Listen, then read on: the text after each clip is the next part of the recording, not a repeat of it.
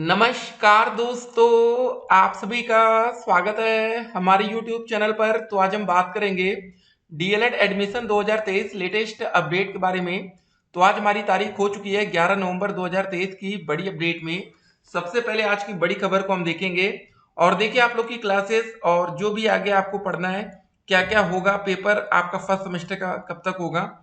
देखिए एडमिशन लेने के बाद सभी बच्चों के मन में एक ही सवाल होता है कि फर्स्ट सेमेस्टर का एग्जाम कब होगा और आप लोग टीईटी की परीक्षा कब दे पाएंगे और आप लोग फर्स्ट टाइम शिक्षक भर्ती में कब तक सम्मिलित हो पाएंगे। पूरी अपडेट हम आपके सामने रखेंगे। जरा देखिए, डीएलएड में 1,65,874 सीटें भर चुकी हैं। 60,000 से ज्यादा सीटें अभी भी खाली हैं। ठीक है, लेकिन दोस्तों धीरे धीरे करके ये सारी सीटें भर जाएंगी। पूरी अपडेट अभी हम आपके सामने रखेंगे। देखिए, प्रथम सेमेस्टर में जो आप लोग का फर्स्ट सेमेस्टर का पेपर होगा उसकी परीक्षा डेट शीट ये रही है आपके सामने। परीक्षा डेट शीट को डाउनलोड करने के लिए हमने कमेंट बॉक्स में लिंक दिया है, वहां से आप डेट शीट डाउनलोड भी कर सकते हैं। जरा पहले ये देख लीजिए कि आप लोग को कौन कौन से विषय प्रथम सेमेस्टर में पढ़ाई करना पड़ेगा। अब देखिए, जिन बच्चों को उर्दू आती है वो बच्चे उर्दू ले सकते हैं, जिन बच्चों को संस्कृत अच्छी आती है वो संस्कृत ले सकते हैं। आपके पास यहाँ पर ऑप्शन है। ठीक है, और देखिए वैकेंसी की अभी इस वीडियो में अपडेट को हम देखेंगे। Diploma in elementary education DElEd 2023 में प्रवेश लेने के लिए संस्था आवंटन की दूसरे चरण की प्रक्रिया शुक्रवार को पूरी हो गई। इस तरह प्रदेश भर के प्रशिक्षण संस्थानों की कुल 2,26,350 सीटों के सापेक्ष मेरिट क्रम में 1,65,874 सीटें छात्र और छात्राओं को आवंटित कर दी गई है। आवंटित सीटों के सापेक्ष संस्थान में अभिलेखों की जांच और प्रवेश की प्रक्रिया 18 नवंबर को शाम 5 बजे तक पूर्ण की जानी है। प्रशिक्षण संस्थान द्वारा प्रवेश लेने वाले अभ्यर्थियों को ऑनलाइन रिपोर्ट लॉक करने की अंतिम तिथि 20 नवंबर है। उत्तर प्रदेश परीक्षा नियामक प्राधिकारी सचिव अनिल भूषण चतुर्वेदी के मुताबिक रिक्त सीटों के सापेक्ष दूसरे चरण की काउंसलिंग प्रक्रिया 26 अक्टूबर से शुरू हुई थी। 4 चक्र में मेरिट के आधार पर अभ्यर्थियों को संस्थान का विकल्प चुनने का अवसर दिया गया। चौथे चक्र में विकल्प चुनने वाले अभ्यर्थियों को भी संस्था का आवंटन कर दिया गया। देखिए दोस्तों, अभी हमने कमेंट बॉक्स में आप लोगों के लिए व्हाट्सएप चैनल का लिंक दिया है। ठीक है ना, उस व्हाट्सएप चैनल से जैसे आप लोग जुड़ेंगे, जो भी आप लोगों के लिए फर्स्ट सेमेस्टर की वीडियो है A to Z, ठीक है, सारी वीडियोस हम आप तक पहुंचाएंगे कि कैसे इस बार आपको पढ़ाई करनी है। इस तरह दोस्तों अब तक, ठीक है, जिला शिक्षा, अब देखिए आगे की अपडेट। एवं प्रशिक्षण संस्थान डाइट की कुल 10,600 सीटों के सापेक्ष 10,101 अभ्यर्थियों की सीट आवंटित की गई है। 499 सीटें डाइट की रिक्त रह गई हैं।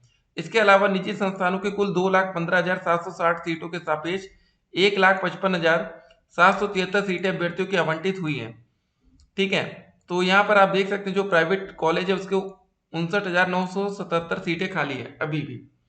तो कुल मिला के एक बात समझ लीजिए अभी कि जो प्राथमिक शिक्षक भर्ती है उससे जब बीएड को बाहर कर दिया गया है, उसके बाद दोस्तों डीएलएड में एडमिशन की लाइन लग गई।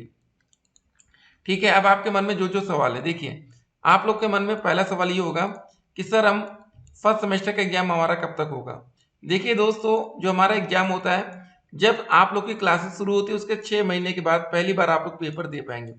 और आप लोगों के सामने जो परीक्षा डेट शीट आएगी यही सेम टू सेम रहेगी, खाली यहाँ पर दिनांक में आपको देखने को मिलेगा कि दिनांक क्या रहेगा। ठीक है, A to Z ऐसा ही आपको परीक्षा डेट शीट देखने को मिलेगा, सेम टू सेम। और यहाँ पर परीक्षा की टाइमिंग भी यही रहेगी जो आपके सामने। ठीक है, पहला पेपर आपका सुबह 10 बजे से 12 बजे तक, फिर दूसरा पेपर 1:30 से 3:30, फिर ये पहले दिन का पेपर होगा। एक दिन में दोस्त ये 2 पेपर होगा। जब आप लोग सेकेंड डे पेपर देने आएंगे तो उस दिन आपको 3 विषय का पेपर देना है, विज्ञान का, गणित का, सामाजिक अध्ययन का। ठीक है, और अंतिम दिन दोस्तों जब आएंगे पेपर देने तो भी आपको 3 विषय का पेपर देना पड़ेगा, हिंदी का, संस्कृत या उर्दू या कंप्यूटर। ठीक है, ये हिंदी का पेपर आपका 25 अंक का होता है, संस्कृत का 25, कंप्यूटर का 25, बाल विकास का पेपर आपका 50 अंकों का होता है, शिक्षण अधिगम के सिद्धांत का 50 अंक का, विज्ञान का 25, गणित का 25, सामाजिक अध्ययन का 50 नंबर। ठीक है, एक बात और आपको बता दें, जो पेपर आपका 25 अंक का होगा उसमें पास होने के लिए आपको 12 नंबर लाना है। जो पेपर आपका 50 अंक का होगा उसमें पास होने के लिए 25 नंबर। यहाँ पर दोस्तों पासिंग मार्क थोड़ा अलग रहती है। ठीक है, नहीं तो बहुत जगह आप 50 नंबर का पेपर देते हो तो वहां पर 17 नंबर की पासिंग मार्क होती है, लेकिन डीएलएड में ये 25 है। यहाँ 17 नंबर पाएंगे तो आप फेल होंगे, 24 नंबर तक आप फेल कहलाएंगे। ठीक है, छोटी छोटी बातों का आपको ध्यान में रखना पड़ेगा। तो अब देखिए आपके मन में कुछ और सवाल है कि सर अगर अभी हमारा एडमिशन नहीं हुआ, तो देखिए अब आप किसी भी प्राइवेट कॉलेज से संपर्क कर लीजिए, वहां पर डायरेक्ट एडमिशन का प्रोसेस चल रहा है, आपको एडमिशन मिल जाएगा।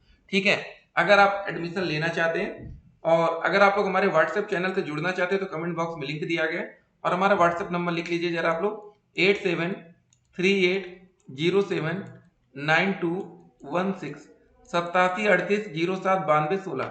ये हमारा व्हाट्सएप नंबर है, आप इस पर हमें मैसेज करके हमारे साथ जुड़ सकते हैं।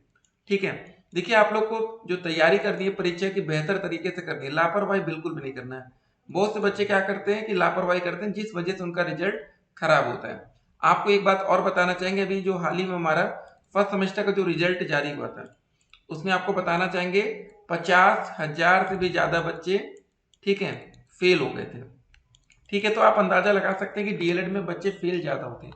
उसका रीजन क्या है फेल होने का? आप सोचिए, आप लोग का भैया 8 विषय का पेपर 3 दिन में हमारा पेपर खत्म होता है। ठीक है, अगर ये पीएनपी चाहे तो पेपर आराम से भी करवा सकती है, लेकिन नहीं, अगर एक दिन में 200 वन डे, ठीक है, वन सब्जेक्ट का एग्जाम हो तो चलेगा। लेकिन एक बात और आपको बताना चाहेंगे, जो आप लोग का सेंटर जाता है, ठीक है, जो आप लोग डीएलएड में एडमिशन लिए, कभी आपका जो पेपर होगा वो आपके कॉलेज में नहीं होगा। आप लोग का सेंटर जो जाता है वो किसी सरकारी स्कूल में, ठीक है, सरकारी इंटर हाई स्कूल, ठीक है, 10वीं 12वीं का जो सेंटर आपका जैसे गया होगा सरकारी स्कूलों में, वही आपका सेंटर जाएगा। किसी भी प्राइवेट स्कूल में आपका सेंटर नहीं बनता।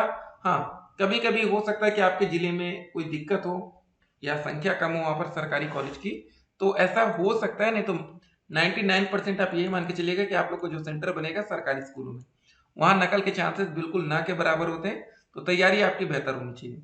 ठीक है, अगर आप लोग को प्रथम सेमेस्टर में क्या पढ़ना है, कैसे पढ़ना है, कुछ भी जानना है, तो आप लोग हमें व्हाट्सएप पर मैसेज करिएगा, सारी वीडियोस की लिंक अब आपको देंगे। ठीक है, आप पढ़ना शुरू कर दीजिए। कैसे दोस्तों अच्छे से अच्छी तैयारी आपको करना है। ठीक है, और अब टीचर बनने का क्या प्रोसेस है? अब आपके मन में एक सवाल होगा कि सर हम क्या सीटेट या यूपीटेट की अभी से तैयारी करें? जी नहीं, अभी आप लोग को टेट से पहले आप लोग पहले अपना फर्स्ट सेमेस्टर का एग्जाम दीजिए बढ़िया से। जब ये आपका क्लियर हो जाए, जब आप सेकंड सेमेस्टर में पहुंचे, तब आप लोग टेट के बारे में एक बार सोचिएगा, उससे पहले सोचना नहीं है अभी। ठीक है ना, लंबा समय, एक बात याद रखिएगा, आपको शिक्षक भर्ती में मौका कब मिलता है, एक बात याद रखिए पहले।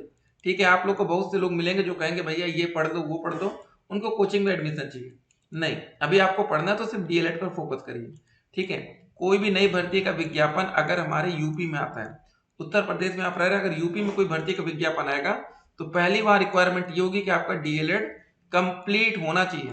मतलब first second third fourth semester के रिजल्ट में आप पास होनी चाहिए। अगर आपकी एक भी विषय में बैक है तो आप शिक्षक भर्ती में आवेदन नहीं कर पाएंगे तब तक, जब तक आप उस बैक को क्लियर नहीं कर पाते।